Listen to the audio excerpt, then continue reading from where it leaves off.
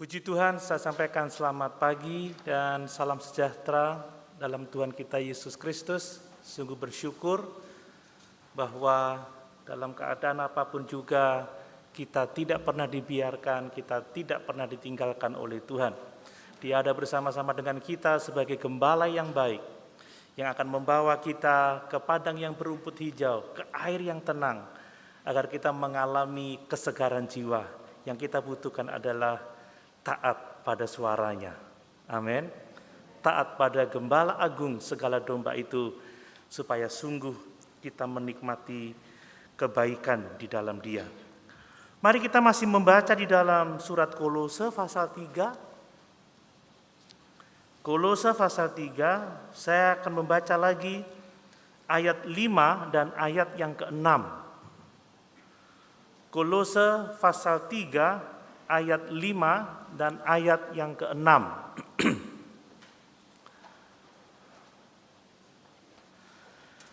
Demikian firman Tuhan. Karena itu, matikanlah dalam dirimu segala sesuatu yang duniawi, yaitu percabulan, kenajisan, hawa nafsu, nafsu jahat, dan juga keserakahan yang sama dengan penyembahan berhala. Semuanya itu mendatangkan murka Allah atas orang-orang durhaka. Puji Tuhan, Tuhan Yesus memberkati kita sekalian. Sebagaimana saya kemukakan minggu yang lalu, kita telah belajar bersama-sama bahwa ayat ini adalah nasihat dari Rasul Paulus, perintah dari Rasul Paulus, tidak hanya untuk jemaat di Kolose, tetapi untuk semua kita orang percaya saat ini. Supaya sebagai pengikut Kristus kita melepaskan diri dari dosa seksual,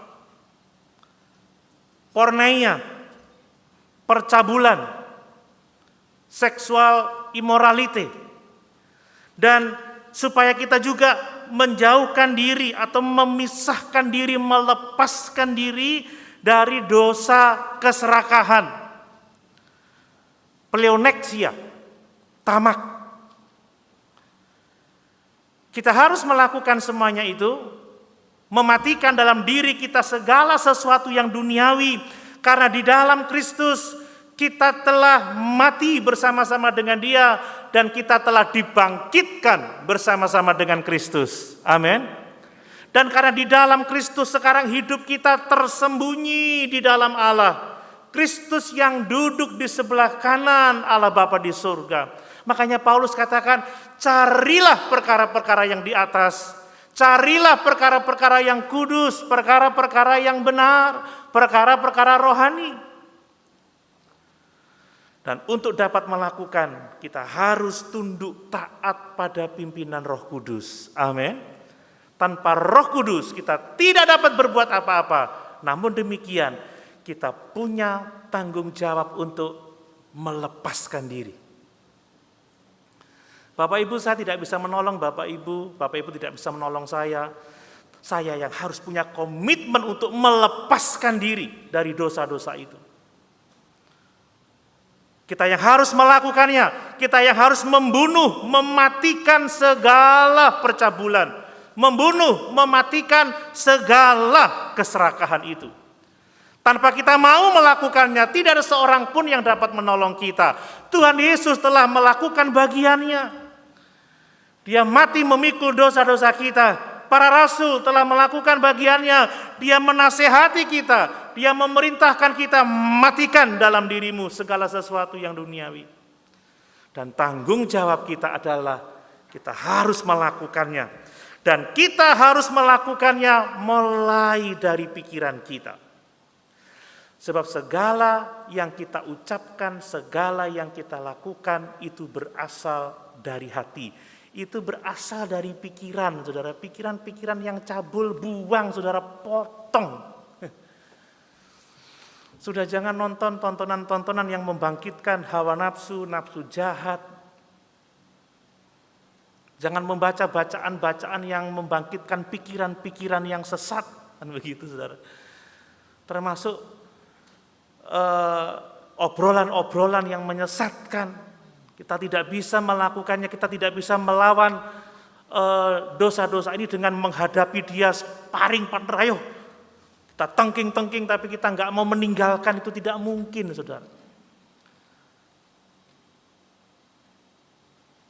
Makanya Alkitab berkata, berbahagialah orang yang kesukaannya adalah firman Tuhan, mengisi pikirannya dengan kebenaran, yang merenungkannya siang dan malam, yang tidak duduk di kumpulan pencemooh, ngobrol-ngobrol sesuatu yang najis misalkan, melihat bareng sesuatu yang tidak benar.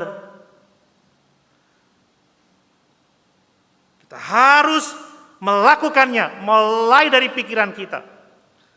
Kata Paulus, janganlah kamu menjadi serupa dengan dunia ini, yang penuh dengan hawa nafsu, yang pikirannya jahat, tetapi berubahlah melalui pembaharuan budimu. Pikiran harus diisi dengan firman, diisi dengan firman, diisi dengan firman. Dan jangan biarkan yang buruk-buruk itu memasuki pikiran kita. Kita mesti tengking dalam nama Yesus. Tinggalkan pikiran itu, buang jauh-jauh. Saudara, kalau sudah melintas di otak ini hal-hal buruk, jangan berani-berani kita memikirkannya, apalagi merenungkannya. Hanya itu cara yang harus kita lakukan. Nah, minggu lalu secara khusus kita telah belajar tentang porneia. Di dalamnya ada percabulan, ada kenajisan, ada hawa nafsu, ada nafsu jahat. Kita harus potong itu dari pikiran kita, supaya kita tidak mentaati itu dalam hidup kita. Nah, saya juga mengemukakan minggu yang lalu bahwa keserakahan juga di Alkitab seringkali diidentikan dengan porneia ini, percabulan ini. Tetapi karena keserakahan ini juga menyangkut hal-hal duniawi, saudara, menyangkut harta kekayaan, harta benda, menyangkut uang, maka mari kita belajar bersama-sama pagi dari firman Tuhan tentang keserakahan, supaya kita dapat menarik batas. Aku ini serakah atau enggak ya? Karena Paulus menasihatkan kita bahwa orang percaya harus secara radikal melepaskan diri dari semua dosa keserakahan. Nah, Bapak Ibu saudara yang dikasih oleh Tuhan, berbicara tentang keserakahan itu enggak gampang. Terutama berkenaan dengan bagaimana cara kita meresponnya. Tentunya kita semua sepakat bahwa serakah itu dosa, serakah itu buruk, karena Alkitab mengatakannya sama dengan penyembahan berhala. Amin. Sepakat? Amin. Tapi yang sering kali terjadi, kita itu tidak mau ngaku kalau kita ini punya masalah dengan keserakahan. Waktu saya memikirkan ini, waktu saya merenungkan ini, saya bertanya-tanya dalam diri saya, aku serakah enggak ya? Karena firman Tuhan itu pedang bermata dua. Amin, Bapak Ibu. Saya mikir, Tuhan, aku serakah enggak ya? Saya coba mencari jawaban yang pasti, serakah enggak aku ini? Lalu saya tuh ingat, ya, ternyata dibanding anak-anak saya ini saya lebih ke arah dosa itu. Kadang-kadang, yuk beli ini, buat apa-apa masih ada.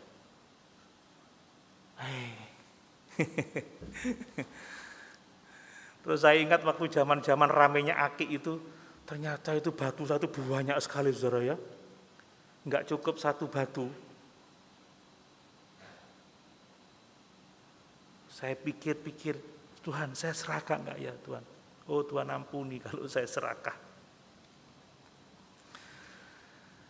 Ini susahnya saudara, kita setuju dengan dosa ini tetapi seringkali kita tidak mau mengakui kalau semua kita ini punya masalah dengan keserakahan.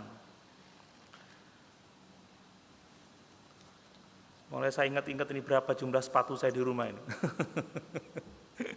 Karena saya merenungkan ini, Tuhan ini harus ditinggalkan, harus dipotong, harus dibuang.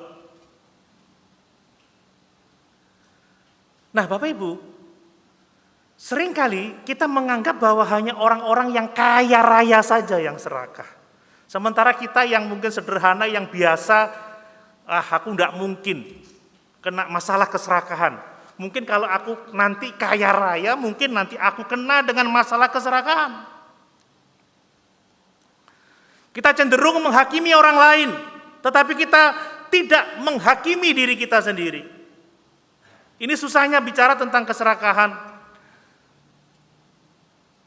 Apa benar keserakahan hanya masalah bagi orang yang kaya saja, orang yang kaya raya saja, dan tidak menjadi masalah dengan orang-orang yang biasa-biasa, yang sederhana, yang mungkin kita katakan miskin? Ternyata jawabannya tidak, saudara.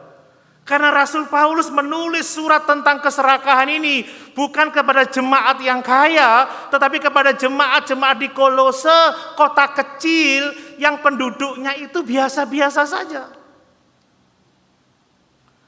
Jadi Paulus menulis surat ini bukan kepada jemaat yang kaya raya, tidak, tetapi jemaat yang sederhana, jemaat yang tinggal di kota-kota kecil, yang kehidupannya biasa-biasa saja.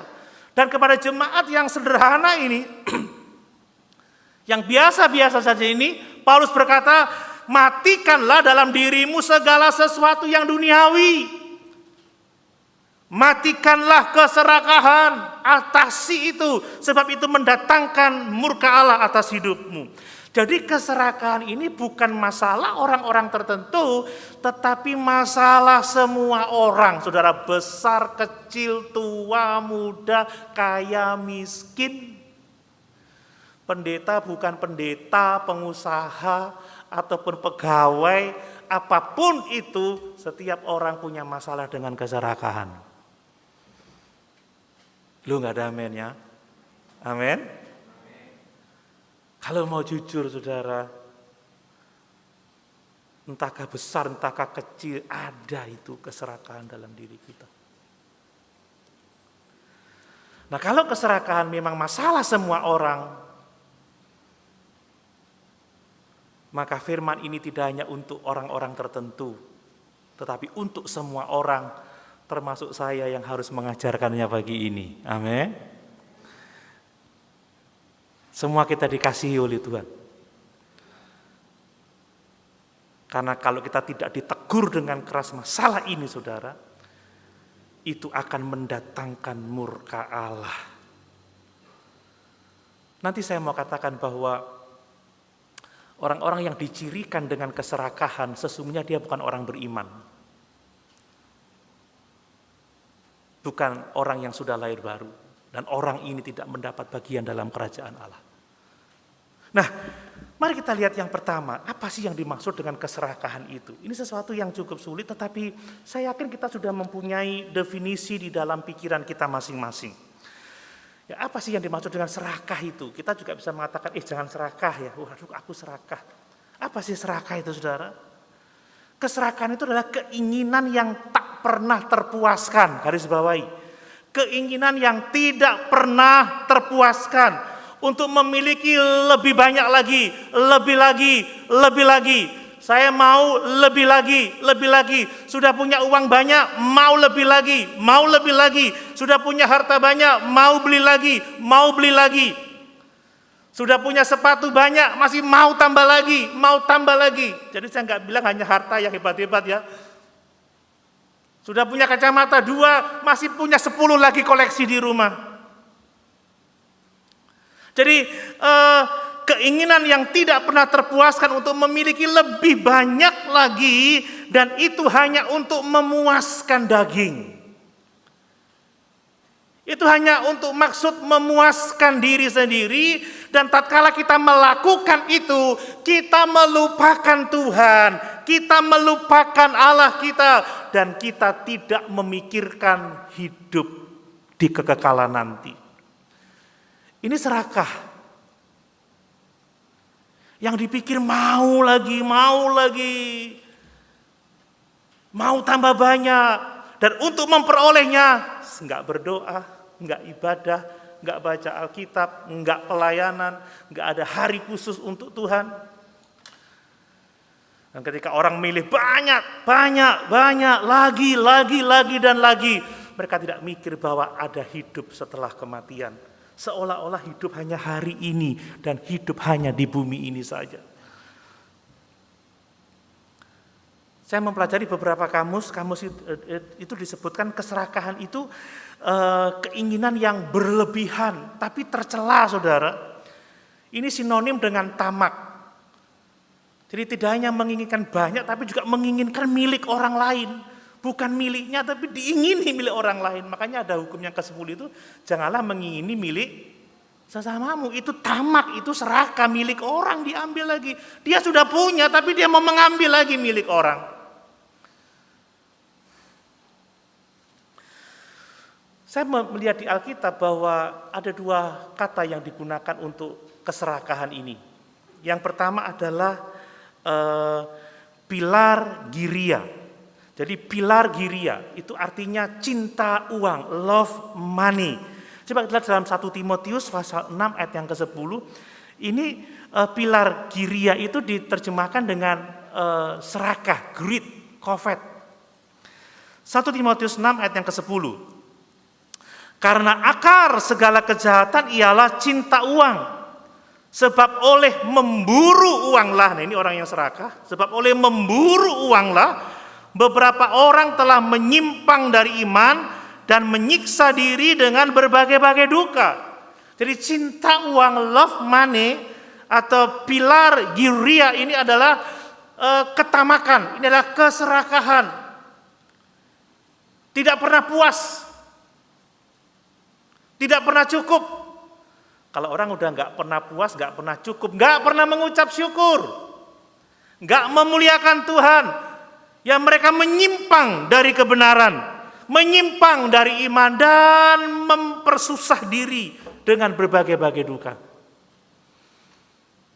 Nah kadang kita seperti itu juga ya, bukan untuk hal-hal besar saja. Ya hobi misalkan, kita punya hobi akuarium sampai punya akuarium 15 ya, kecuali dagangan itu lain ya. Orang itu ada masalah dengan ini, saudara. Kita harus saling melihat ini dengan sungguh-sungguh. Kemudian juga disebut dengan kata epitimeo. Epitimeo itu diartikan keinginan. Paulus menulis itu dalam Roma 7 ayat yang ke-7. Coba kita lihat Roma 7 ayat yang ke-7. Roma pasal 7 ayat yang ke-7. Demikian firman Tuhan. Jika demikian, apakah yang hendak kita katakan? Ya. Apakah hukum Taurat itu dosa? Sekali-kali tidak. Sebaliknya justru oleh hukum Taurat aku telah mengenal dosa. Karena aku juga tidak tahu apa itu keinginan. Kalau hukum Taurat tidak mengatakan jangan mengingini. Nah ini menggunakan kata epitimeo. Mengingini. Kalau saya lihat di kamus Alkitab itu mengacu kepada nafsu jahat, lust. Ya. Mengingini apa yang menjadi milik orang lain. Yang bukan miliknya. Jadi serakah itu maksudnya mengingini, memburu, tujuannya apa? Mau lebih banyak, lebih lagi, lebih banyak, lebih banyak. Dan biasanya karena ini tercela, dia mengambil keuntungan dari orang lain. Mengingini milik orang lain. Tetapi pengertian yang utamanya adalah keinginan untuk mendapatkan lebih banyak lagi untuk memuaskan daging. Untuk memuaskan diri sendiri. Maksudnya sudah ada, sudah cukup, tapi ingin lagi, nggak puas. Itu loh serakah, saudara. Dan ini tidak hanya masalah orang-orang yang berduit saja, yang nggak berduit juga bisa. Sudah dapat, pingin lagi sampai menyimpang dari iman dan menyiksa diri dengan berbagai-bagai macam duka. Ini masalah untuk semua orang.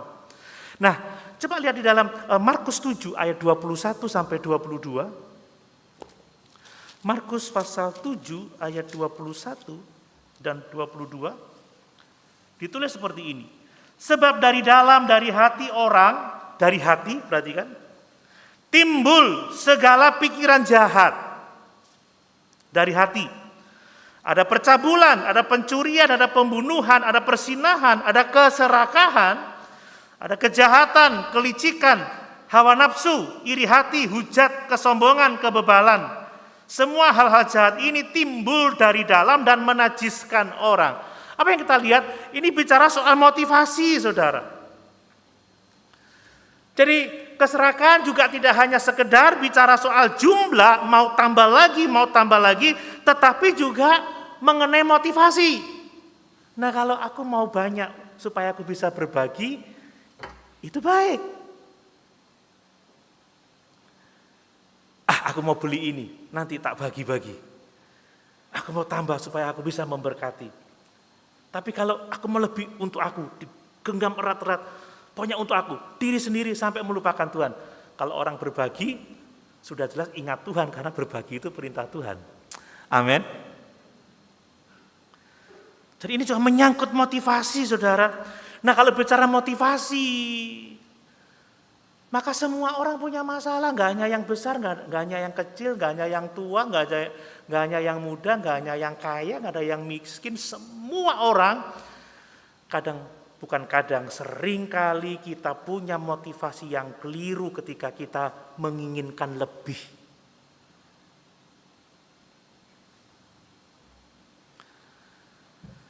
Saudara, menginginkan lebih banyak tidak selalu salah. Kalau motivasinya benar, itu baik. Ingat kata firman Tuhan, diberkati untuk memberkati. Bukan seperti pepatah yang dulu saya dengar, ya muda kaya, hidup foya-foya, tua, pensiun, jalan-jalan, mati masuk surga. Wah, hidup foya-foya enggak masuk surga, saudara. Itu teologi kemakmuran.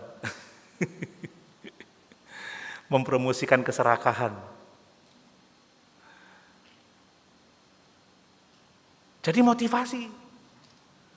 Wah, doa kami jemaat diberkati. Tapi untuk apa? Untuk menjadi berkat. Jadi ini adalah sikap yang tidak terpuaskan dan mengatakan saya ingin lebih untuk diri saya sendiri. Saya mau memuaskan daging saya. Dan sementara tidak mempedulikan yang lain. Yang penting saya, dan saya. Coba kita lihat di dalam Lukas pasal 12. Lukas pasal 12 supaya kita tahu bahwa apa yang saya kemukakan ini dari Alkitab, saudara. Lukas pasal 12.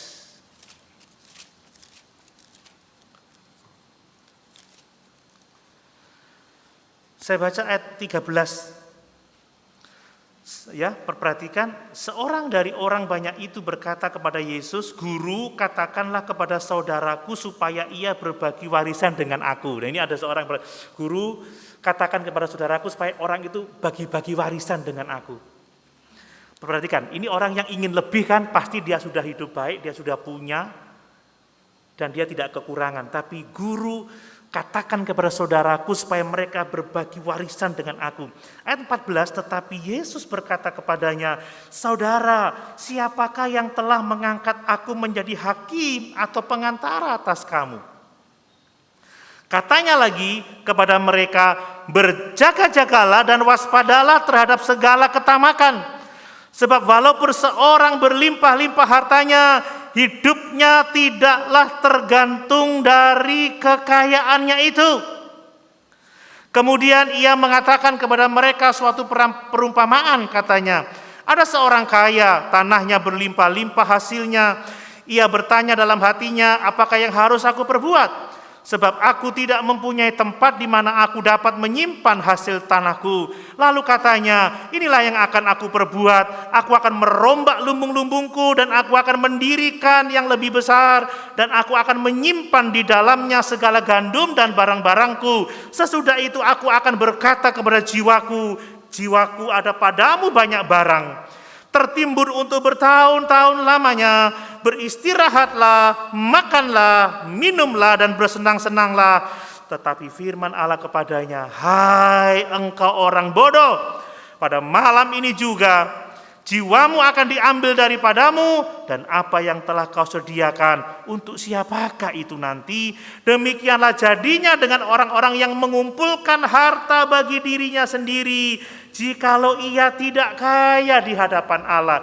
Jadi sebenarnya tidak ada masalahnya dengan mengumpulkan harta, tetapi jangan kita tidak menjadi kaya di hadapan Allah. Jangan mengumpulkan harta untuk diri sendiri, untuk memuaskan nafsu saja. Ini bicara soal motivasi. Rupanya Tuhan Yesus tahu motivasi dari seorang yang minta dia untuk bicara kepada saudaranya untuk berbagi warisan. Kamu itu serakah.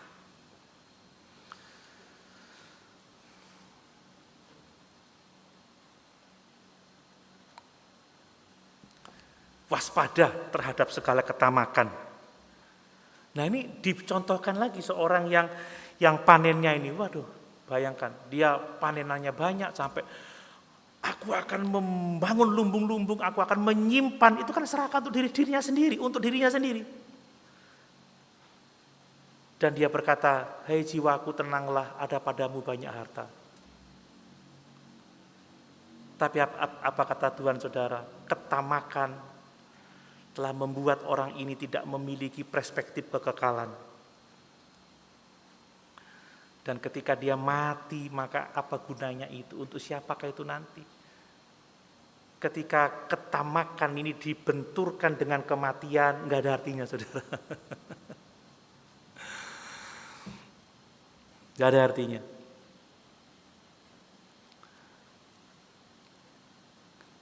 Sementara kita kerja keras banting tulang pundi-pundi kita sudah semakin bertambah. Kita lupa ibadah, kita lupa Tuhan, kita hanya kaya untuk diri sendiri, tiba-tiba nyawa kita dipanggil oleh Tuhan. Selesai. Jadi orang yang serakah ini, saudara, menganggap bahwa uang ini akan bertahan untuk selama-lamanya. Ada banyak padamu harta, tidak usah khawatir, beristirahatlah, makanlah, minumlah. Orang serakah itu menganggap hidupnya itu akan untuk selama-lamanya di bumi ini, tetapi seketika diambil jiwanya, maka selesai sudah. Lihat, tidak ada keamanan secara finansial. Sewaktu-waktu kita bisa mati. Kemarin Vanessa Angel ya, lagi posting di Instagramnya, "Ayo aku mau kemana dengan suami, dengan anak, dengan pembantu, dengan mobilnya." Tiba-tiba blek, tidak sampai sempat dirawat, mati seketika di jalan, saudara. Dan itu bisa menimpa siapa saja.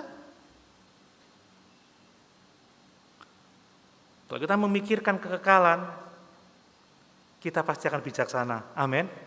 Makanya kata pemazmur, "Ajarilah kami menghitung hari-hari ini. Betapa singkatnya hidup ini supaya kami bijaksana." Makanya lebih baik ke rumah duka daripada ke rumah pesta. Ke rumah pesta, ke Jakarta didatangi, saudara, ke Hohab, tapi kita jarang pergi. Dekat pada. Kita berkata lebih baik ke rumah duka daripada ke rumah pesta. Supaya kita ingat, ada waktunya kita akan mati. Dan kalau kita tahu bahwa tidak ada keamanan secara finansial, kita bijaksana, kita nggak tamak, kita nggak serakah. Makanya Paulus berkata, asal cukup makan, asal cukup minum, cukup pakai, kebutuhanku sudah cukup, maka aku bisa menjadi kaya di hadapan Tuhan. Aku beribadah, aku melayani, aku berbagi. Demikianlah jadinya dengan orang yang mengumpulkan harta bagi dirinya sendiri, jikalau ia tidak kaya di hadapan Allah. Jadi kita perlu bertanya pada diri kita sendiri, saudara, mengingat kekekalan ya, mengingat betapa singkatnya hidup ini, sewaktu-waktu kita bisa mati. Apakah kita akan menimbun harta untuk diri sendiri, atau kita akan mengelola apa yang Tuhan percayakan kepada kita, supaya kita dilihat Tuhan kaya di hadapannya. Haleluya. Apakah kita sudah mengelola berkat-berkat ini untuk kemuliaan Tuhan? Tidak salah jadi kaya, saya juga mau kaya, saudara. Tapi harus kaya di hadapan Tuhan. Amin. Nanti kita lihat apa seharusnya yang kita lakukan terhadap kekayaan kita. Tapi yang berikutnya, saudara, mari kita lihat bahwa keserakahan itu adalah dosa yang sangat serius, yang sangat-sangat mengerikan karena mendatangkan murka Allah. Dan kekayaan itu adalah tanggung jawab yang sangat besar untuk kita menjadi berkat. Amin. Jadi bukan tidak boleh kaya, boleh. Tetapi Alkitab berkata, keserakahan itu dosa yang sangat serius. Yang mendatangkan murka Allah. Tetapi kekayaan itu adalah tanggung jawab yang serius juga untuk kita berbuat baik dan memuliakan Tuhan. Seorang Kristen semakin diberkati, semakin bebas dia berbuat baik. Amin, saudara. Dan seorang penabur tidak akan pernah kehilangan benih. Tidak akan pernah kehabisan benih. Semakin menabur, benih semakin ditambahkan oleh Tuhan. Karena misi Tuhan adalah menjadikan kita berkat. Sehingga banyak jiwa dijangkau untuk hormat dan kemuliaannya bagi namanya. Saudara, perhatikan tadi kita sudah membaca bahwa keserakahan itu sama dengan penyembahan berhala. Bahwa keserakahan itu mendatangkan murka Allah. Kalau kita baca. Matikanlah dalam dirimu segala sesuatu yang duniawi, yaitu percabulan, keserakahan. Karena itu sama dengan penyembahan berhala dan akan mendatangkan murka Allah bagi orang-orang durhaka. Jadi ini dosa yang serius, saudara ya. Ini bukan main-main. Nah ini masalah susahnya. Kita suka menghakimi orang serakah, tapi kita nggak mau sadar kalau kita juga ada keserakahan. Kita menghakimi orang, jangan-jangan kita yang nggak selamat, kan begitu. Coba lihat 1 Korintus 6 ayat 9 sampai 10. 1 Korintus 6 ayat 9 sampai 10. Ini bukan pikiran saya, ini pikiran Alkitab. Atau tidak tahukah kamu bahwa orang-orang yang tidak adil tidak akan mendapat bagian dalam kerajaan Allah? Janganlah sesat orang cabul, penyembah berhala, orang berzinah, banci, orang pemburit, pencuri, orang kikir, pemabuk, pemfitnah, dan penipu tidak akan mendapat bagian dalam kerajaan Allah. Dan beberapa orang di antara kamu demikian dahulu, tetapi kamu telah memberi dirimu disucikan, kamu telah dikuduskan, kamu telah dibenarkan dalam nama Tuhan Yesus Kristus dan dalam roh Allah kita. Perhatikan bahwa orang-orang yang serakah, orang-orang yang kikir, itu tidak mendapat bagian dalam kerajaan Allah, saudara. Jadi orang-orang yang dicirikan dengan keserakahan, sesungguhnya mereka itu bukanlah orang yang beriman. Karena orang beriman masuk surga. Amin. Jadi jangan sampai kita tertipu, kita berpikir kita beriman, tetapi kita tetap hidup dalam keserakahan, dan tetap berpikir bahwa kita masih akan masuk surga. Makanya Paulus katakan, matikanlah dalam dirimu. Buang pikiran-pikiran itu.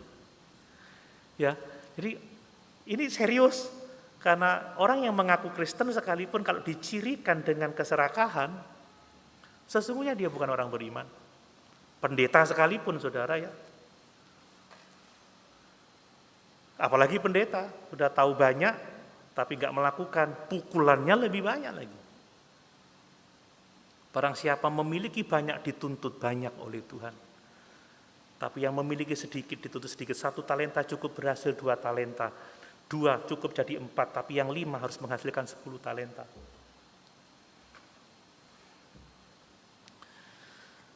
Coba 1 Korintus 5 ayat 10 sampai 11, 1 Korintus 5 ayat 10 sampai 11. Yang aku maksudkan bukanlah dengan semua orang cabul pada umumnya dari dunia ini, atau dengan semua orang kikir dan penipu, atau dengan semua penyembah berhala. Mulai ayat yang ke-9, saudara. Dalam suratku telah kutuliskan kepadamu supaya kamu jangan bergaul dengan orang-orang cabul. Bergaul aja nggak boleh, saudara. Yang aku maksudkan bukanlah dengan semua orang cabul pada umumnya dari dunia ini, atau dengan semua orang kikir atau dan penipu, dan dengan semua orang penyembah berhala. Karena jika demikian kamu harus meninggalkan dunia ini.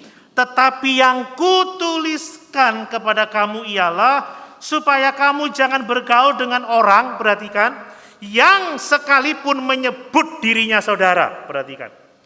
Yang menyebut dirinya Kristen, yang menyebut dirinya pengikut Kristus, adalah orang cabul, kikir, penyembah berhala, pemfitnah, pemabuk, atau penipu. Dengan orang-orang yang demikian, janganlah kamu sekali-kali makan bersama-sama. Jadi ya, ini yang diwaspadai orang yang menyebut saudara, menyebut Kristen. Apalagi menyebut pelayan Tuhan, tapi cabul, saudara. Ya, makan pun jangan. Karena apa? Pengaruhnya itu loh, saudara. Kalau kita nggak lari dari situ, itu sungguh sangat mengerikan.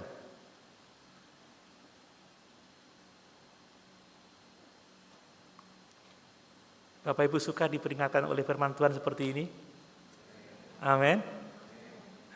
Ini bukan peringatan dari pendeta, ini peringatan dari firman Tuhan, saudara. Saya juga diingatkan dengan keras. Mengaku saudara tetapi hidup di dalam dosa. Makanya kita diingatkan, saudara. Ya, coba lihat 1 Timotius 6 ayat 9 sampai 10. 1 Timotius 6 ayat 9 sampai 10.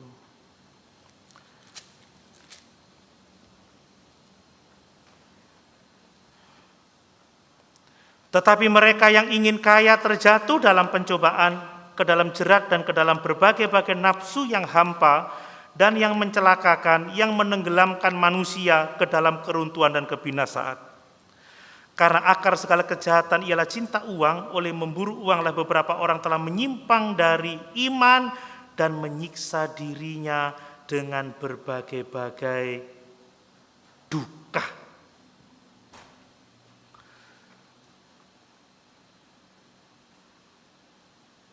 Maksudnya yang ingin lebih lagi, tambah lagi, tetapi melupakan Tuhan dan melupakan kekekalan. Saudara, saya melihat bagaimana Petrus mencela orang-orang yang terlatih dalam keserakan. Ternyata keserakan itu dibangun dari mulai hal-hal kecil, saudara. Jadi kita ditegur untuk tidak terlatih. Coba 2 Petrus 2 ayat 14 dan 15. 2 Petrus 2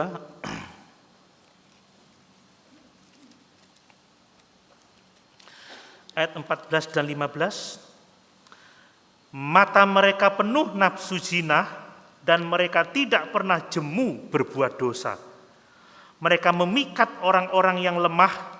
Hati mereka telah terlatih dalam keserakahan. Mereka adalah orang-orang terkutuk. Wow.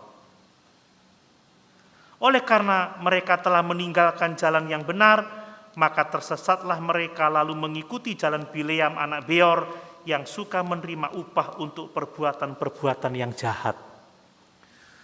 Karena serakahnya menerima upah untuk perbuatan-perbuatan yang jahat. Ini orang-orang yang terlatih dengan keserakahan. Lalu pertanyaannya, kalau serakah dosa serius, apakah kita harus jadi miskin? Tidak, saudara. Kalau udah kaya, jadilah kaya di hadapan Tuhan. Amin. Jangan lupa Tuhan. Jadilah orang-orang yang berbuat baik. Kasihilah Tuhan Allahmu dengan segenap akal budimu, dengan segenap jiwamu, dengan segenap kekuatanmu, dengan segenap harta kekayaanmu. Bukan gak boleh kaya, tapi gak boleh serakah. Nah itu.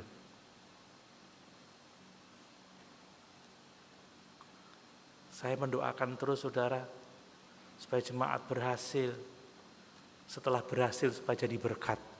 Amin.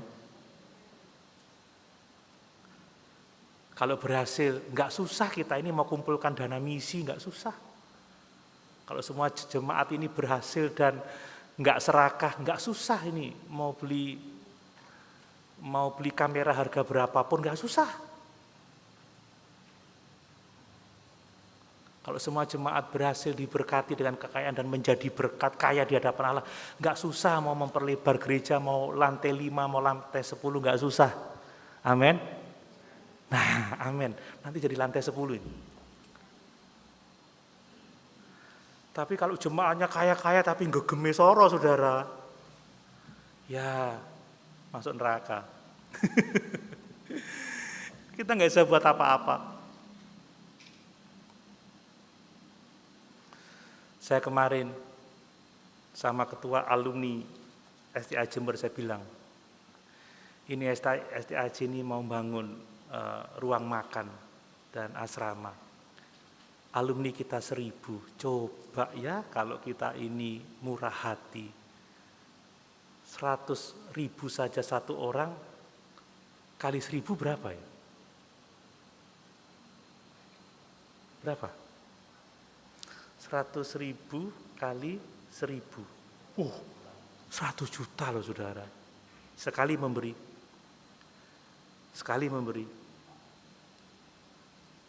Itu sudah tahap awal jalan sudah. Bulan berikutnya 100.000 orang, 200 juta. Mau bangun yang berapa ratus juta sih?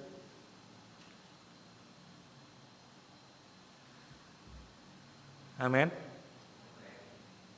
Satu orang aja bisa bikin rumah ibadah gede di jalan raya itu, satu orang loh itu.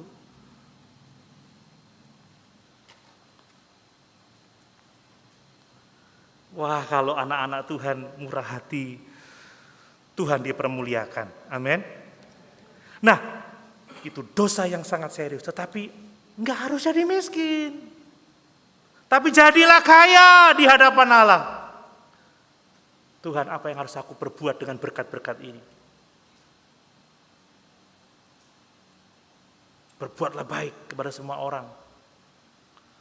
Maka orang melihat, oh memang orang Kristen ini luar biasa. Diberkati untuk memberkati.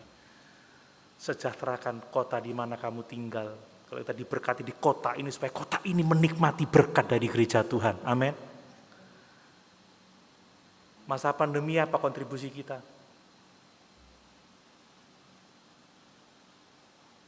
Nah, saudara, sebaliknya, Alkitab itu memandang kekayaan itu sebagai tanggung jawab yang serius untuk kita memuliakan Tuhan. Tanggung jawab yang serius untuk kita berbuat baik. Kenapa? Sebab semua kekayaan itu adalah berasal dari Tuhan. Pemberian Tuhan dipercayakan kepada kita supaya kita menjadi pengelola perbendaharaan Allah. Supaya kita menjadi pengelola berkat-berkat Tuhan, dan melalui berkat-berkat itu kita gunakan untuk kemuliaan Tuhan. Kita gunakan untuk pelayanan. Kita gunakan untuk orang-orang yang membutuhkan pertolongan kita. Ini maksudnya. Jadi seseorang yang semakin diberkati semakin menjadi berkat.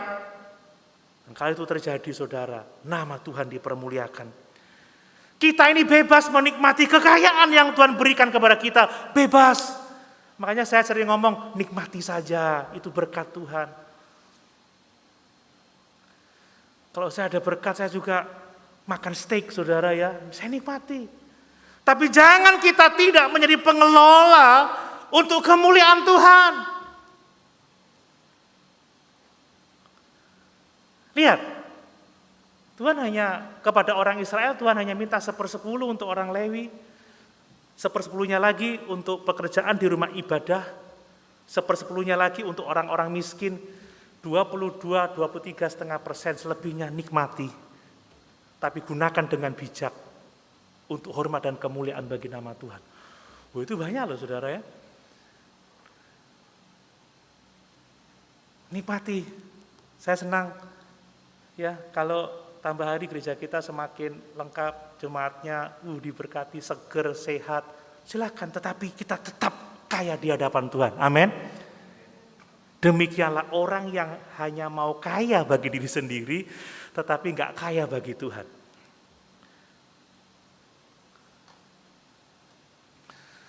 Beberapa tahun yang lalu saya ingat pada waktu masih di MD, kami sedang nego untuk mengambil alih gedung gereja. Cari 350 juta susahnya setengah mati. Akhirnya ditutup oleh satu orang dari dalam tanda kutip denominasi lain. Malu saudara.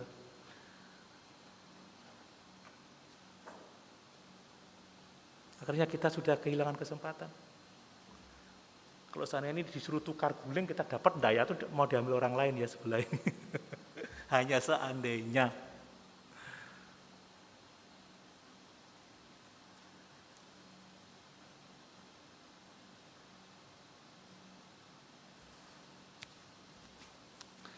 Kita bebas untuk menikmati berkat Tuhan tanpa rasa bersalah. Tetapi sementara kita menikmati berkat Tuhan, jangan lupa kelola berkat itu untuk kemuliaan Tuhan. Amin. Tanggung jawab untuk lebih lagi kita berbuat baik. Lebih lagi kita memuliakan Tuhan. Coba dalam 1 Timotius 6 ayat 17 sampai 18. 1 Timotius 6 ayat 17 sampai 18, peringatkanlah kepada orang-orang kaya di dunia ini, berarti orang kaya itu ada dan itu tidak masalah. Ya, peringatkanlah kepada orang-orang kaya di dunia ini agar mereka jangan tinggi hati dan jangan berharap pada sesuatu yang tidak tentu seperti kekayaan, melainkan pada Allah yang dalam kekayaannya memberikan kepada kita segala sesuatu untuk dinikmati. Peringatkanlah agar mereka itu berbuat baik, menjadi kaya dalam kebajikan, suka memberi dan membagi. Amin. Lah nggak salah diberkati, nggak salah jadi kaya. Tapi hati-hati, mintalah supaya mereka tidak menjadi sombong, tidak mengandalkan kekayaannya, sebab itu tidak tentu.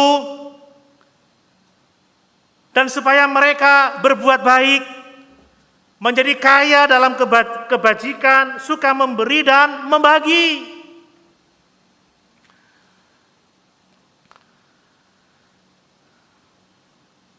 Saudara, kalau ada orang Kristen di satu kampung, dia subur, dia makmur, tapi tetangga kiri kanannya pada kelaparan, ngais-ngais sampah, nah itu menjadi pertanyaan besar.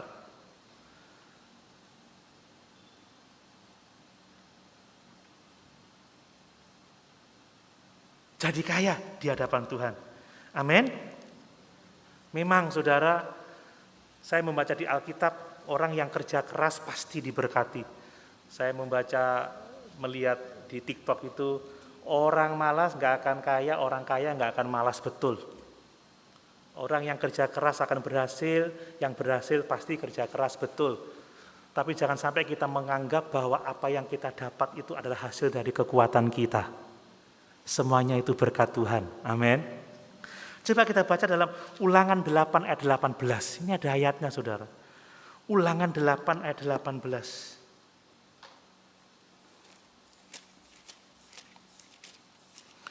Perhatikan.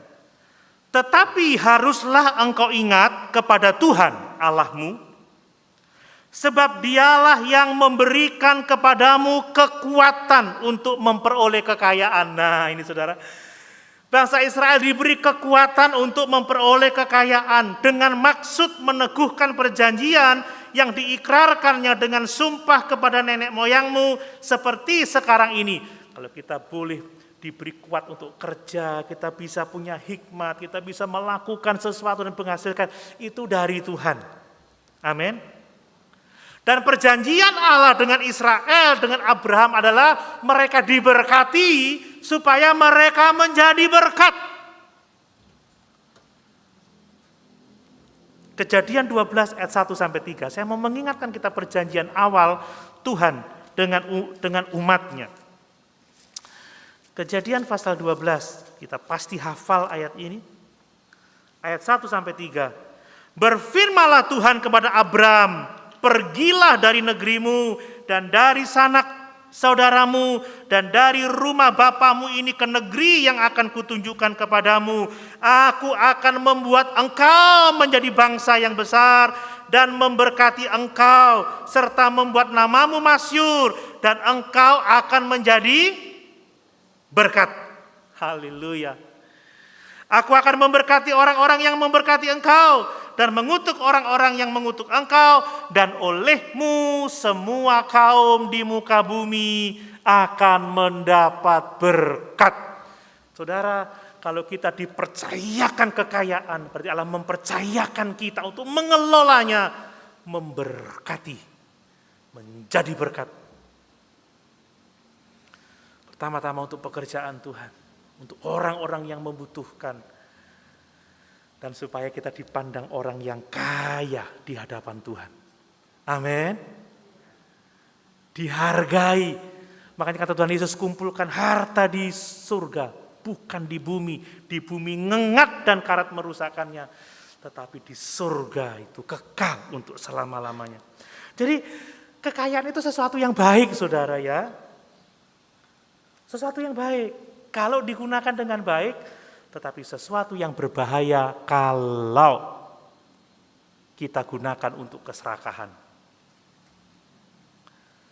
Seperti silet, saudara. Silet di tangan saya bisa membersihkan jambang saya. Cutter saya bisa untuk membuka sesuatu. Tetapi silet di tangan anak kecil bisa melukai dirinya sendiri. Saya ini pernah bersikap bodoh ya. Ada pemotong obat itu kan tajam ya. Kok kotor, saya lap, cuki. Saudara, dalam. Kalau saya ingat masih ngeri-ngeri sedap gitu. Kalau kita diberkati dan kita menjadi berkat, itu menjadi kemuliaan bagi kita. Tidak hanya kita dihargai oleh manusia, tetapi kita dihargai di hadapan Tuhan. Amin. Tetapi kalau kita salah menggunakannya, tidak hanya menjadi celaka kita di dunia ini, dibenci oleh banyak orang, dan kita akan dihukum dalam penghukuman kekal untuk selama-lamanya. Nah, bagaimana saya bisa tahu kalau saya ini serakah? Nah, ini yang saya pikirkan kemarin. Saya duduk sampai jauh malam. Tuhan, sebelum khotbah ini saya deg-degannya kuat sekali loh, saudara ya. Tapi saya ingat-ingat, oh Tuhan, ini adalah firman-Mu, harus diberitakan. Saya berpikir, masalahnya memang Alkitab hanya memberikan prinsip-prinsip, tetapi nggak ada aturan yang tegas langsung bisa kita terapkan gitu. Karena Tuhan berkata, seorang kepala rumah tangga yang tidak merawat keluarganya lebih jahat dari orang murtad. Tapi Tuhan juga mengatakan, kumpulkan harta di surga bukan di bumi. Nah, bagaimana kita bisa seimbang? Di satu sisi kita memenuhi kebutuhan kita, tapi di sisi lain kita jadi berkat. Maksudnya seperti itu. Ini ada ketegangan. Aku oleh berkat, anakku butuh iki, butuh iku, rumahku butuh ini, butuh itu. Tapi bagaimana jika juga sementara kita diberkati untuk kebutuhan kita, keluarga, kita juga menjadi berkat. Kadang ini jadi ketegangan. Waduh, pas iki. Kena tak gawe iki, tapi di satu sisi aku juga harus jadi berkat. Bapak Ibu pernah punya ketegangan seperti itu? Halo? Terima berkat. Wah, iso ngene iso ngono. Tapi di satu sisi kumpulkan harta di surga bukan di bumi. Di satu sisi penuhi kebutuhan keluargamu. Itu harus kamu lakukan. Kalau enggak, kamu lebih jahat dari orang murtad. Tapi di waktu yang sama ketika kita punya berkat, kumpulkan juga harta di surga. Ketegangan itu sering kali kita alami. Tapi kita yang tahu firman ini mendapat jawaban dalam hidup. Amin.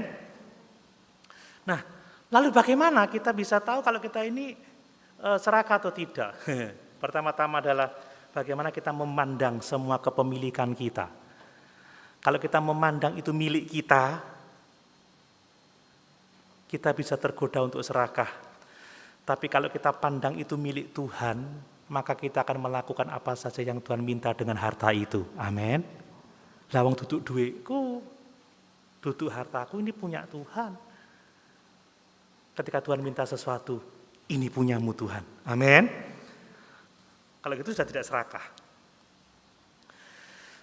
Saya pernah nonton film orang yang divonis mati dalam waktu 6 bulan.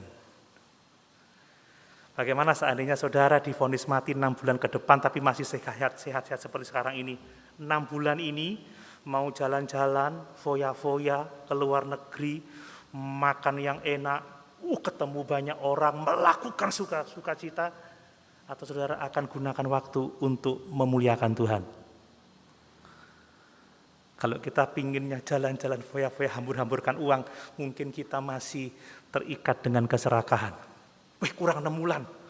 Wah, duitku Amerikano.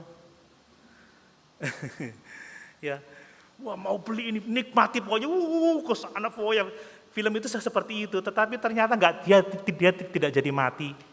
Ya itu hanya contoh saja, tapi dia memang jalan-jalan, dia foya-foya, dia ketemu banyak orang. Apa kita seperti itu?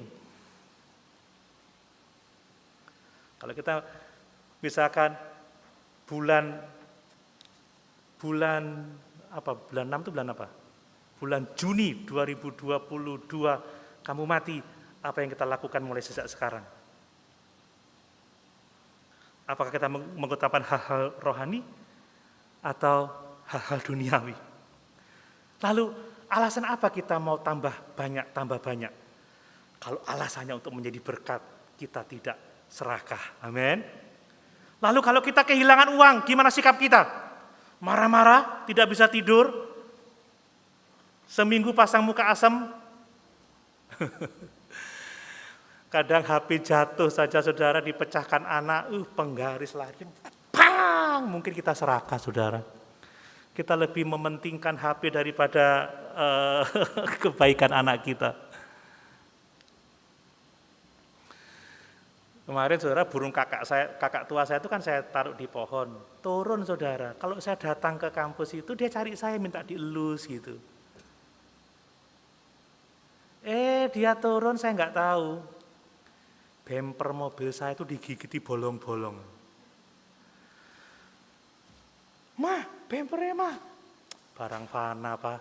Iya enak kamu mau barang fana sing benakno iki. Ya wis gak usah dibenakno. Katanya Yoel, lah papa ndak pengaruh tetap bisa jalan. Bapak ya sing serakah duduk anak ya saudara. Wah ini anakku ini bisa melayani Tuhan nanti nih. Dia lebih baik dari bapaknya. Saya, ya apa? Imer, taruh burungnya di kandang. Besoknya saya datang, ini mau khotbah keserakahan ini saudara. Besoknya loh, kan kami sedang merenovasi rumah. Kasur itu di luar. Kasur itu belum lama kami beli. Punya Yoel. Dikrokoti pinggirnya saudara. Bolong-bolong. Enggak marah sudah. Toh ke surga enggak bawa kasur itu.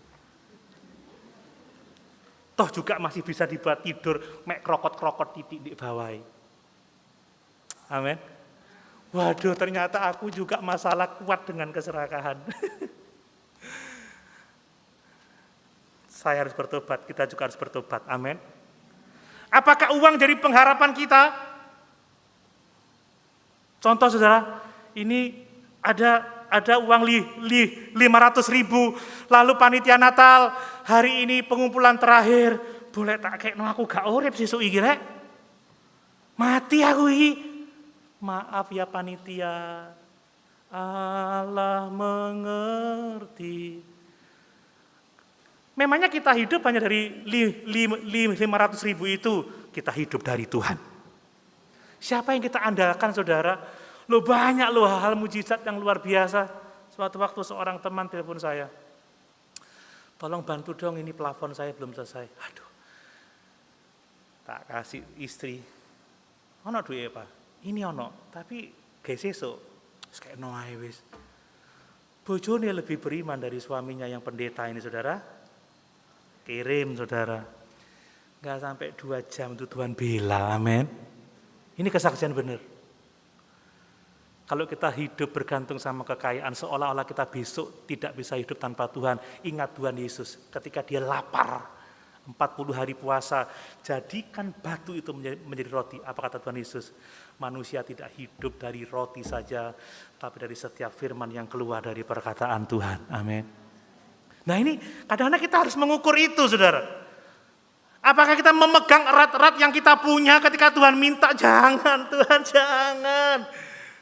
Atau kita dengan rela hati juga, kalau memang Tuhan butuhkan, silahkan Tuhan. Dengan keyakinan bahwa Allah memelihara kita, gembala kita yang baik, di mana Daud berkata, Tuhan adalah gembalaku, takkan kekurangan aku. Apalagi pada masa pandemi ini sudah penghasilan menurun, kita punya masalah ekonomi, kadang kita menjadi begitu sangat memegang erat apa yang kita punya. Maaf ya, saya nggak bisa memberi karena saya dalam kesusahan. Justru dalam kesusahan belajarlah memberi seperti janda di Sarfat itu. Engkau tidak akan kekurangan berkat Tuhan. Bapak Ibu bisa menambahkan pertanyaan-pertanyaan yang lain. Yang terakhir saya mau katakan, mari kita melepaskan diri dari dosa yang mengerikan ini. Amin, saudara. Dengan cara apa? Dengan cara apa? Mari kita menguji motivasi kita. Kalau kita mau lebih, hendaklah itu untuk hormat dan kemuliaan bagi Tuhan. Amin. Ketika engkau mau lebih, jangan mengabaikan Tuhan. Jangan mengabaikan hal-hal rohani. Kalau engkau mau lebih, katakan, Tuhan, aku cukup. Aku mau lebih, aku mau jadi berkat. Dan untuk membersihkan keserakahan, kita harus mulai berkomitmen untuk memberi secara konsisten. Karena kalau ini bak, saudara ya, bak untuk kamar mandi itu, memberi itu seperti sumbat di bak mandi di bawah itu. Kalau di airnya itu keserakahan, ketika sumbat ini dibuka, kita mulai memberi, maka keserakahan itu akan pergi dari hidup kita. Amin. Mulailah memberi bukan karena waktu diminta, tapi dari apa yang Tuhan berikan, komitmenkan ini untuk Tuhan. Ini untuk pelayanan, ini untuk orang-orang yang membutuhkan. Dan kata Alkitab 1 Korintus pasal yang ke-9, orang yang memberi dengan murah hati, memberi dengan sukacita, memberi dengan motivasi yang benar untuk kemuliaan Tuhan, maka Tuhan mengasihi orang-orang yang seperti itu. Amin. Mari sama-sama kita sendiri.